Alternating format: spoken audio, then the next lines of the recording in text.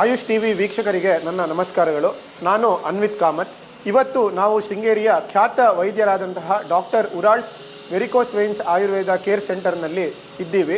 ಈ varicose veins ಎಂಬ ಕಾಯಿಲೆ ಏನಿದೆ ಇದ್ರ ಬಗ್ಗೆ ಸಾಧನೆ ಮಾಡಿರ್ತಕ್ಕಂತಹ ಡಾಕ್ಟರ್ ಉರಾಲ್ಡ್ ಅವರು ನಮ್ಮ ಜೊತೆಗಿದ್ದಾರೆ. ಅವರಿಗೆ ಈ ಕಾರ್ಯಕ್ರಮಕ್ಕೆ ಸ್ವಾಗತವನ್ನು ಬಯಸ್ತಾ ಇದ್ದೇನೆ. ಡಾಕ್ಟ್ರೇ, ಈ ವೆರಿಕೋಸ್ ವೇನ್ಸ್ ಅನ್ನೋ ಕಾಯಿಲೆ ಏನಿದೆ ಇದ್ರ ಬಗ್ಗೆ ನೀವು ಹಲವಾರು ವರ್ಷಗಳಿಂದ ಈ ಚಿಕಿತ್ಸೆ ಬಗ್ಗೆ ಯೋಚನೆಯನ್ನು ಮಾಡ್ತಾ ಇದ್ದೀರಾ. ಈ ಚಿಕಿತ್ಸೆಯನ್ನು ಕೊಡ್ತಾ ಸಮಾಜಕ್ಕೆ ಸೇವೆಯನ್ನು ಮಾಡ್ತಾ ಬಂದಿದ್ದೀರಾ.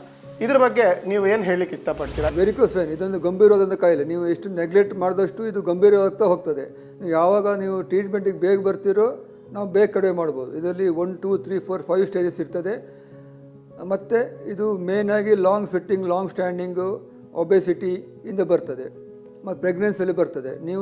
ಇದೆಲ್ಲ ನೀವು ಅವಾಯ್ಡ್ ಮಾಡ್ತೀರೋ ನಿಮಗೆ ಕಾಯಿಲೆ ಬರೋದು 70% ಸ್ಟಾಪ್ ಆಗುತ್ತೆ.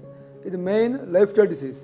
ನಿಮ್ಗೆ ಯಾವಾಗ ಕಾಲಲ್ಲಿ ಮಸಲ್ ಕ್ರ್ಯಾಂಪ್ ಆಗ್ತದೋ, ಕಾಲು ದಪ್ಪ ಆಗುತ್ತೋ ಜರ್ನಿ ಮಾಡಿ ಬಂದಾಗ, ಮತ್ತು ಕಾಲಲ್ಲಿ ಹಸಿರು ನರ ಕಾಣ್ತದೋ, ನೀವು ದಯವಿಟ್ಟು ಡಾಕ್ಟರ್ನ ಮೀಟಾಗಿ ನಿಮ್ಮ ಮೆಡಿಸಿನ್ ತೊಗೊಳ್ಳಿ ಅಥವಾ ಲೈಫ್ ಸ್ಟೈಲ್ ಚೇಂಜ್ ಮಾಡ್ಕೊಳ್ಳಿ. ಇದು ಲೈಫ್ ಸ್ಟೈಲಿಂದ ನೀವು 50% ಕಡಿಮೆ ಮಾಡ್ಕೋಬೋದು. ಮತ್ತು ಇದಕ್ಕೆ ಸೂಕ್ತ ಮೆಡಿಸಿನ್ ಮಾಡಿದ್ರೆ ನೀವು ಚೆನ್ನಾಗಿ ಆರೋಗ್ಯ ಕಾಪಾಡಿಕೊಂಡು ಜೀವನ ಮಾಡ್ಬೋದು. ದಯವಿಟ್ಟು ವೆರಿಕೋಸ್ ವೇನ್ ಬಂದಾಗ ನೆಗ್ಲೆಕ್ಟ್ ಮಾಡಬೇಡಿ. ಆದಷ್ಟು ಬೇಗ ನಿಮ್ಮ ಹತ್ತಿರ ಡಾಕ್ಟರ್ ಹತ್ರ ಹೋಗಿ ಟ್ರೀಟ್ಮೆಂಟ್ ತೊಗೊಳ್ಳಿ.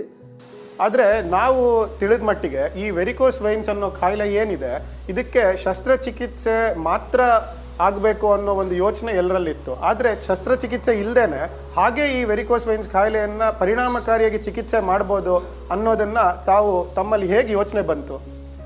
ಅಂದರೆ ವೆರಿಕೋಸ್ ವೇನ್ ಚಿಕಿತ್ಸೆ ಬಗ್ಗೆ ಆಲೋಚನೆ ಮಾಡೋದು ತುಂಬ ಕಷ್ಟ. ಯಾಕಂದರೆ ನಮಗೆ ವೆರಿಕೋಸ್ ವೇನ್ ಅಂತ ಹೇಳಲಿಕ್ಕೆ ಒಂಥರ ಅದು ಸುಲಭ ಅಥವಾ ಒಂದು ಸಿಂಪಲ್ ಕಾಯಿಲೆ ಅಂತ ಕಾಣ್ತದೆ.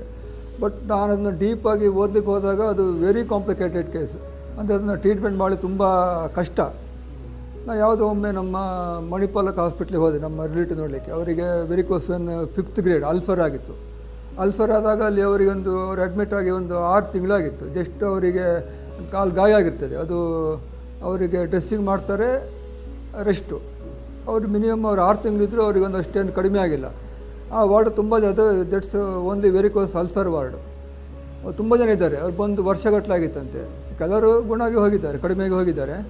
ನಾನು ನೋಡಿದೆ ಏನಾದ್ರು ಮಾಡಬೇಕಂತ. ವೆರಿಕೋಸ್ ವೇನ್ ಅವ್ರು ನೋವು, ಅದು ಆ ನೋವು ವೈರಿಗೂ ಬೇಡ. ಆ ವೆರಿಕೋಸ್ ವೇನ್ ಅಲ್ಸರ್ ಆದವ್ರದ್ದು ಕಂಡೀಷನ್ ನೋಡಿದರೆ ತುಂಬ ಬೇಜಾರಾಗುತ್ತೆ. ನಾವು ಒಂದು ಆಲೋಚನೆ ಮಾಡಿದೆ, ಏನೋ ಅವ್ರ ಬಗ್ಗೆ ಮಾಡಬೇಕು ಅಂತ. ಅದು ನಾನು ಒಂದೊಂದೇ ನಂದು ಓನ್ ಥಿಂಕಿಂಗಲ್ಲಿ ನಾನನ್ನು ಫಾರ್ಮುಲೇಷನ್ ಮಾಡ್ತಾ ಹೋದೆ. ಫೈನಲಿ ಒಂದು 6 ಮಂತಲ್ಲಿ ಒಂದು